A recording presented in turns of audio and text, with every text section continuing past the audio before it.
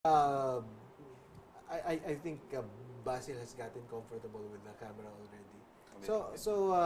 Let me ask you, uh, because you're the technician here. What about the varieties of coffee in the Philippines? Because I've heard about Barako, I've heard about Robusta, but I'm being told that those old varieties of coffee do not, virtually do not exist anymore. Yes. The Barako would be the Liberica. Yes. The Liberica suffered a major problem when the Robustas came in because Barako wasn't bought anymore. So they came into competition with each other? They came into competition with Robusta because Robusta was being bought by a big company and the Liberica weren't bought. What about Philippine Arabica? Is that the Barako? No, the Philippine Arabica is the coffee that grows in the highlands. This would be Cordillera and some parts of Mindanao. Is this the expensive high? Yes, this is the most expensive, not only in the Philippines but also in the world because of its flavor and aroma. Pure Excelsa, what is that? Well, Pure Excelsa is it's another variety. It's very aromatic, but the taste isn't so good as the aroma because it's lowland coffee and it's very woody. The taste would be very woody. Woody, parang kahoy siya. Yes. Okay. Yes. So not much flavor but lots of aroma. So Excelsa is basically used for like spicing up the coffee for smell. Yes. So you can mix these coffees. It's actually called blending. Blending. Yes. Blending the different flavors and aromas of coffee to come up with a specific, like say, signature blend or something. Would you recommend to a farmer planting something else to go into coffee, and why? Yes, the best would be to do multi-cropping because if you just rely on coffee per se for your income, it's not really going to be very sustainable because when the prices of coffee go up or when the coffee gets into problems with viruses or pests. Coffee can grow under the coconut trees. Yes, coffee is shade-grown tree. So it's ideal for the coconut coconut lands. Yes, but Because the pace in coconut areas is very slow. Yes. So if you put in coffee or something else, you get the farmer becomes busier and more productive. Yes, you can. And I think coffee is actually higher in value than coconut nowadays. Yes. I don't know. Yes, actually, coffee also grows with cacao. Well, Shouldn't grow it with rubber though, because it absorbs all the flavors. yes on the ground. It's like grapes with wine.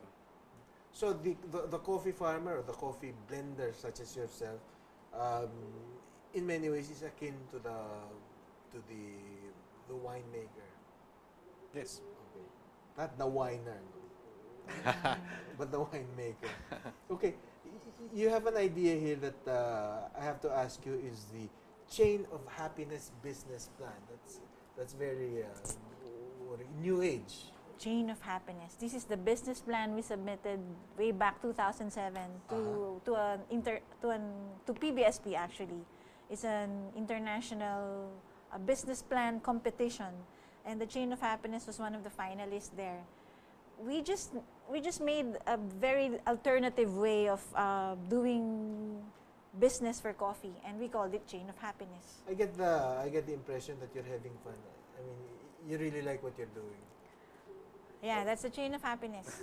It's now called Kapet Buhay, but it started as Chain of Happiness. Oh, okay. So you see, from the Philippine forest, the farmers, the coffee trees, it just goes on and on and on. We're now on our last leg, the metro key cities. Okay. So, what would you say is the strongest product of Bote Central Incorporated? Is it the Innovation. silicat? Innovation. Innovation. We're change initiators. So, at first, I really couldn't put my finger on what you did. No, you didn't do the coffee shop. I mean, at least not as your flagship Business model. business. Okay, it's not your it's not your strong point according to you. But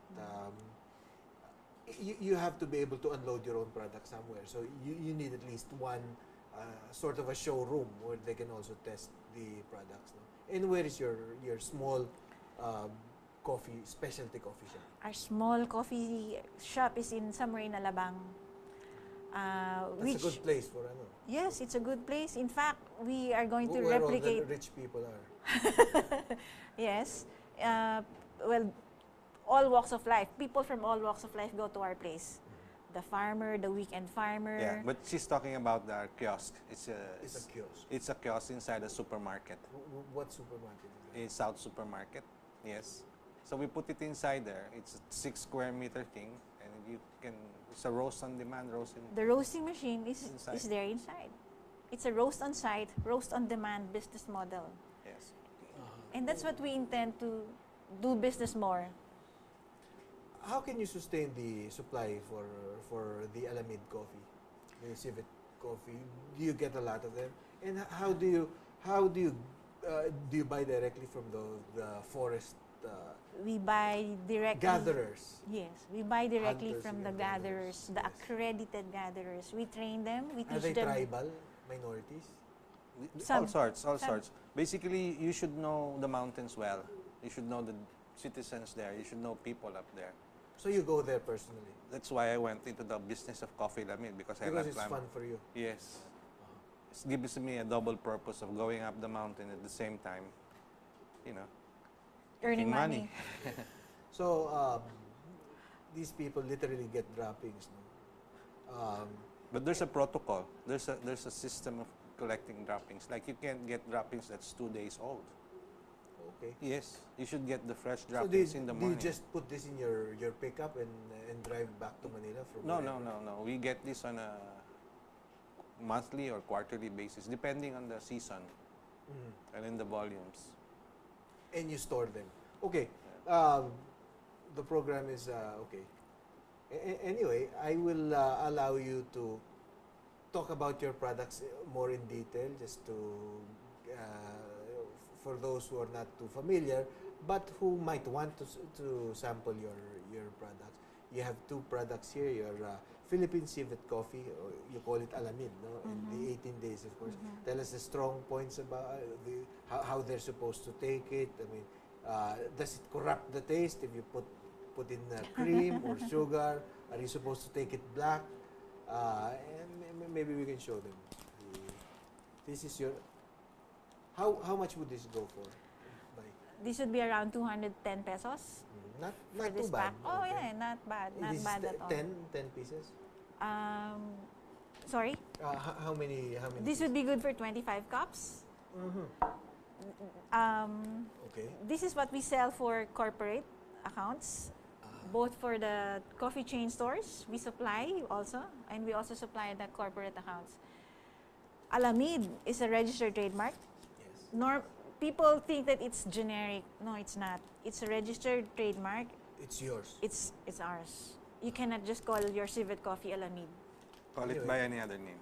You can call it kaping musang. You call it Kape Musang or Kape whatever. Munin. Actually, some of our partners are selling already their own civet coffees. But would you say that yours is exceptional in certain respects? It's the respected brand for civet coffee. No. Yeah, from our collectors themselves or from our friends themselves, it's about the same. What's your market? You told me about Korea. In fact, this is marked with Korean characters. No? You sell to the U.S. and the Europe. I understand a lot of the Americans and the Europeans are into We have anything with novelty. yeah, I think it's easy to sell to them. not necessarily easy, but it's a trust factor again, because not anybody will just buy civet coffee. It's expensive, as you know. But So, the taste is it's coffee and yet different. with a plus. we have small accredited dealers outside of the Philippines. We have the Taiwan market, we have the US, we have in Bahrain, we have in Hong Kong. When it's easy, you just get a membership fee. Just pay the membership fee. It's Okay. And on that note, your parting shots. Maybe you can invite them to one of your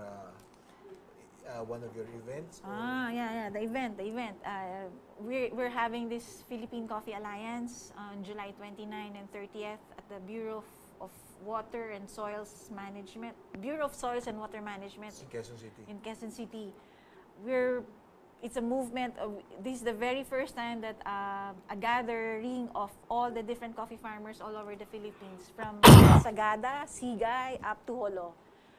If you want to meet up with the farmers, please drop by. We'll be there. Do you get enough support from the government? Is there active support from the government, like DA, to help you, or? DA is helping us a lot now. DA is helping us a lot now. But we've started on some rough roads, but we're very comfortable with each other now.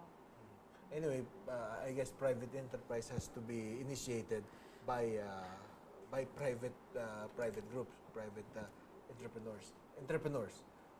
Basil, your parting shots. Oh, the reason I did all of these things, sound crazy as it may sound, is because I love my country. Yep, I did this for the farmers. I built the machine for farmers, and I hope it would benefit them. And That's are you all. getting the warm reception that you hope to get? No, it's not really the warm reception. It's the doing that's more important. It's the trying that's more important. And if there's anything I'd like to do for the rest of my life, I'd like to do this thing. Okay. On that note, we hope today's show gave you some useful and potentially life-changing ideas in the internet. Our website, www.practicalbusinesstv, and please like Practical Business TV on Facebook. Join us again next Thursday, 11 a.m. for another hour of insightful discussions and updates in the world of business here on Practical Business. I'm your host, Miguel Hill. Have a pleasant day.